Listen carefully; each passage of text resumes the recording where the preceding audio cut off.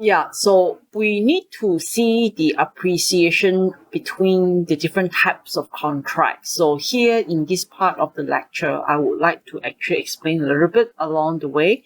And like I said previously, we are, the confusion are usually when it comes to reimbursable and also lump sum, whereby you have this crossover between, what we call a schedule rate contract or a BQ contract or provision sum contract. You see, so I'll explain that a little bit better here, I hope. Okay.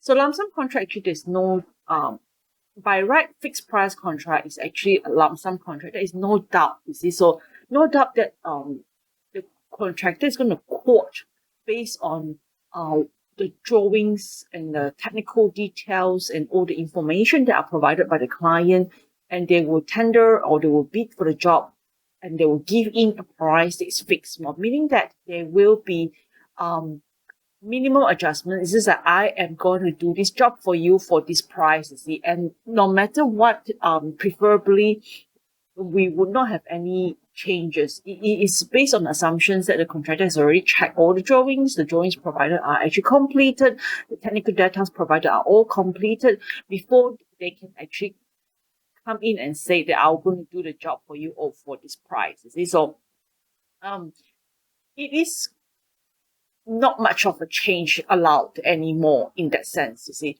So for fixed price contract, especially lump sum fixed price contract with there's no provision, meaning that it is really the entire scope of work is quite clear. And this will be absorbed by the contract. The cost, if there's any extra that needs to be forked out, and it is not due to really unforeseen circumstances or the extension of extra scope of work, normally the cost is there already, and the client would not actually come in and say, I'll give you more, or you can't ask for more from the contractor, you see. I mean, from the contractor, you can't ask for more anymore, you see. So the service provider just cannot go away from that particular fees that he or she has already proposed.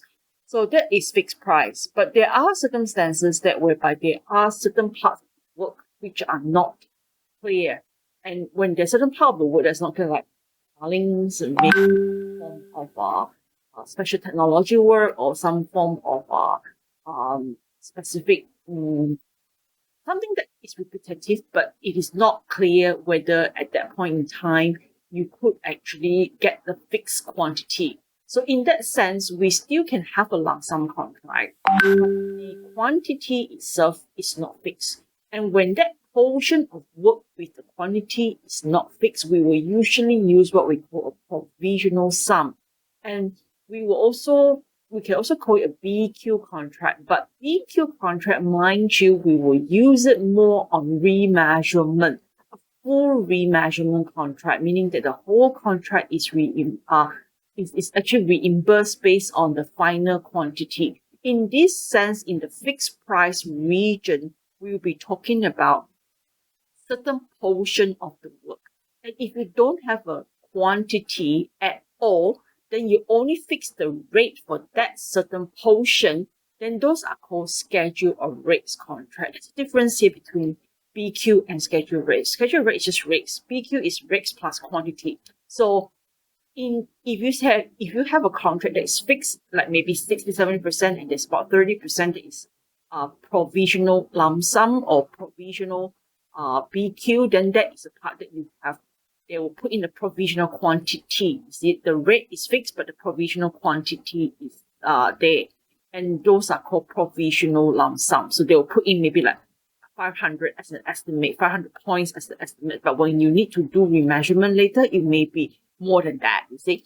So it's only for that portion of the work. But if you don't have that quantity, you don't even have that estimated quantity, meaning that portion is really like an unknown, then you only have a rate for it. And if we have a rate for it, it's called a schedule of rates. But again, if we are in that lump sum fixed price region, then that is not the entire work that is actually in that region.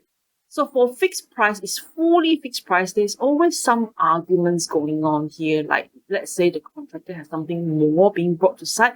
at the end of the day, when you leave the site, who does this material belongs to, or who does this work belongs to, you see? So that is always subjected to arguments. But I think reasonably we say that, depending on the original drawings, if it's like the contractor own fault that they didn't do the right estimates, then they have to absorb the cost. If it's the fact that the client actually, the drawing actually is not right and it went over a lot over, then the client has to pay for it. I think that is not argue. I mean, that is non-arguable here in that sense, lah. Then, but there's some people who try to argue for it as well. And if let's say the contractor, if the drawing says 1,000 pieces of pipe, and then you bring in 1,020 pieces of pipe, and who does this 20 pieces belongs to? The contractor can say that it belongs to them. The client can say, I pay for it. You bring it to site, I pay for it. So, well, who is being unreasonable here? We really have to see at the end of the day what was actually stated in the original scope of work. We can decide on who owns the final ownership of the particular item, you see. So, but always both sides will try to argue, both sides will try to gain some advantage. That is quite common, you see. As engineers, a lot of time, our job is to mediate between these two people, and then trying to find a middle way of some sort, okay, for them. Yeah, but of course, everything has to be reasonable.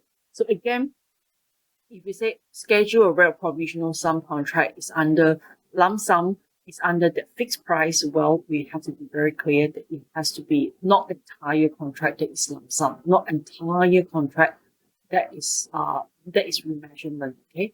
So we need to be careful with this definition, honestly speaking, okay? And I hope you understand this definition. It's really like some textbooks will say that, provisional lump sum schedule rate contracts are actually lump sum, you see, so then some say that it's reimbursable. But I think we need to find a fixing point here that everybody understands, and that one to me is depending on the portion. If the entire work is actually BQ contract, then it is a reimbursable contract. If it's partially, then we will still fix it, call it as a lump sum or fixed price or some sort of provisional lump sum schedule rate contract. Okay, and variable fixed price contract, meaning that there will be some rates that may be variable. See that will be adjusted as you go along, and they will client will reimburse accordingly, according to the latest market rate. And there are contracts that are like that. Some contract actually lasted for a long time, like 4 or 5 years. And you have that, you may have fixed price, but that variation can be in the rate, you see. So for the other part that I've spoken about, is the rate is fixed, but quantity is not fixed. But now we will say that, the rate is not fixed. That's quantity is fixed, it can still also not be fixed, but the rate is definitely not. Some part of the contract whereby prices are not fixed. And as you go along, they will, go for variation.